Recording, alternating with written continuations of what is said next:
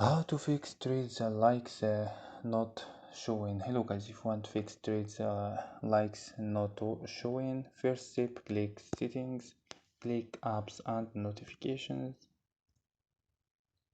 click apps and notifications here and click apps. After these steps, scroll down for search your app trades, scroll down and click force stop and click storage, click clear data and clear cache. After these steps, don't forget turn off Wi-Fi and turn on your Wi-Fi. So don't forget like and subscribe. Bye.